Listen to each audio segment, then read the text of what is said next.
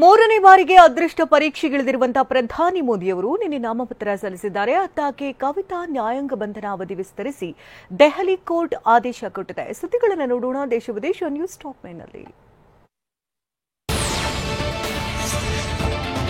ಪ್ರಧಾನಿ ಮೋದಿ ಉತ್ತರ ಪ್ರದೇಶದ ವಾರಣಾಸಿ ಕ್ಷೇತ್ರದಿಂದ ಮೂರನೇ ಬಾರಿ ಆಯ್ಕೆ ಬಯಸಿ ನಾಮಪತ್ರ ಸಲ್ಲಿಸಿತ್ತು.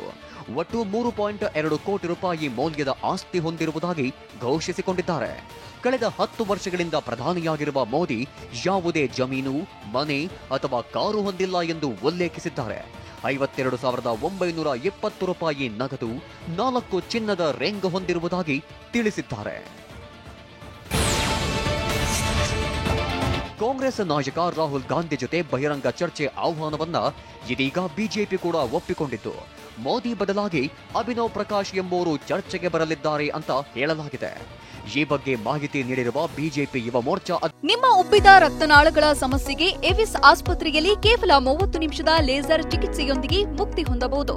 ಹೆಚ್ಚಿನ ವಿವರಗಳಿಗಾಗಿ ಸಂಪರ್ಕಿಸಿ 8088837300.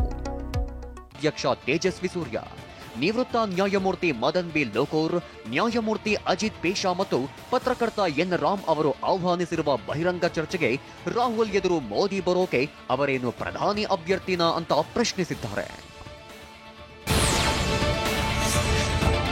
ದೆಹಲಿ ಅಬಕಾರಿ ನೀತಿ ಹಗರಣಕ್ಕೆ ಸಂಬಂಧಿಸಿದಂತೆ ಕವಿತಾ ನ್ಯಾಯಾಂಗ ಬಂಧನ ಮೇ 20ರವರೆಗೆ ವಿಸ್ತರಿಸಲಾಗಿದೆ.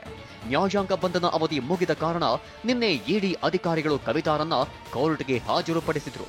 ವಿಚಾರಣೆ ನಡೆಸಿದ ಇಡಿ ಮತ್ತು ಸಿಬಿಐ ಪ್ರಕರಣಗಳ ವಿಶೇಷ ನ್ಯಾಯಾಧೀಶೆ ಕಾವೇರಿ ಬವೇಜಾ ಮೇ 20ರವರೆಗೆ ನ್ಯಾಯಾಂಗ ಬಂಧನ ವಿಸ್ತರಿಸಿ ಆದೇಶಿಸಿದ್ದಾರೆ.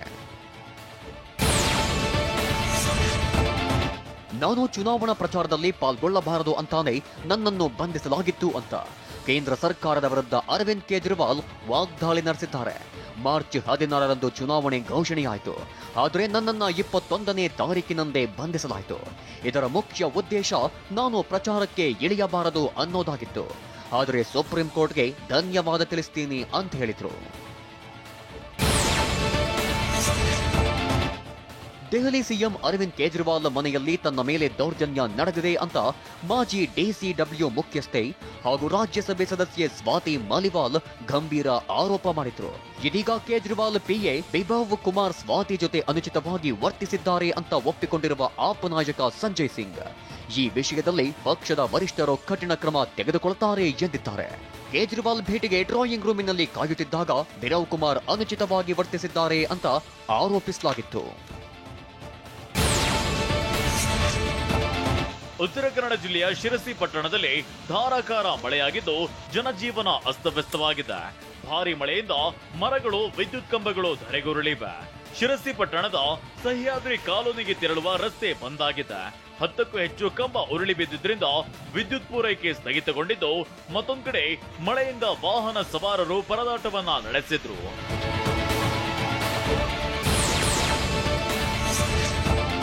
ಗದಗದ ಬೆಟಗೇರಿ ಪೊಲೀಸ್ ಠಾಣಾ ವ್ಯಾಪ್ತಿಯಲ್ಲಿ ವಿಧವೆಗೆ ಕಿಡಿಗೇಡಿಗಳು ಲೈಂಗಿಕ ಕಿರುಕುಳ ಕೊಟ್ಟ ಆರೋಪ ಕೇಳಿ ಬಂದಿದೆ. ನಿನ್ನೆ ತಾಯಿ ಪುತ್ರನ ಮೇಲೆ ಲಿಯಾಕತ್, ಸಮೀರ್, ಅಲ್ತಾಫ್ ಸಯ್ಯದ್, ಸಮೀರ್, ರಿಯಾಜ್ ಎಂಬಾತ ಹಲ್ಲೆ ನಡೆಸಿದ್ದಾರೆ ಅಂತ ವಿಧವೆ ತಾಯಿ ದೂರು ಕೊಟ್ಟಿದ್ದಾಳೆ. ಆದ್ರೆ ನಿನ್ನ ಹಾಗೂ ನಿನ್ನ ಮಕ್ಕಳನ್ನೇ ಒಳಗೆ ಹಾಕ್ತೀವಿ ಅಂತ ಬೆಟಗೇರಿ ಪೊಲೀಸರು ಬೆದರಿಕೆ ಹಾಕ್ತಿದ್ದಾರೆ ಅಂತ ಮಹಿಳೆ ಆರೋಪಿಸಿದ್ದಾಳೆ.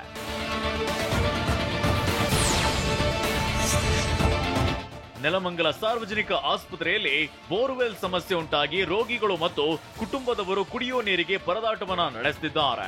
ಆಸ್ಪತ್ರೆಯಲ್ಲಿ ನೀರಿನ ವ್ಯವಸ್ಥೆ ಇಲ್ಲದೆ ಶೌಚಾಲಯಕ್ಕೂ ಪರದಾಟವನ್ನ ನಡೆಸಿದ್ದು ಆಸ್ಪತ್ರೆಯ ವೈದ್ಯರು, ಸಿಬ್ಬಂದಿ ಡೋಂಟ್ ಕೇರ್ ಅಂತಿದ್ದಾರೆ. ಬಡ ರೋಗಿಗಳು ನಿತ್ಯ ನೂರಾರು ರೂಪಾಯಿ ಖರ್ಚು ಮಾಡಿ ನೀರಿನ ಬಾಟಲ್ ಖರೀದಿಸುವ ಪರಿಸ್ಥಿತಿ ಎದುರಾಗಿದ್ದು ಆಸ್ಪತ್ರೆ ಸಿಬ್ಬಂದಿ ವಿರುದ್ಧ ಹಿಡಿಶಾಪವನ್ನ ಹಾಕ್ತಿದ್ದಾರೆ. ಆದ್ರೆ ನೀರಿಲ್ಲ, ಇಲ್ಲಿ ಕುಡಿಯೋಕೆ ನೀರಿಲ್ಲ ಸರ್. ಪೇಷಂಟ್ ಬಂದವರೆಲ್ಲ ಪರದಾಡ್ತಿದ್ದಾರೆ. ಅಂಗಡಿಗೆ ರೋಡ್ ದಾಟಿ ಹೋಗ್ಬೇಕು.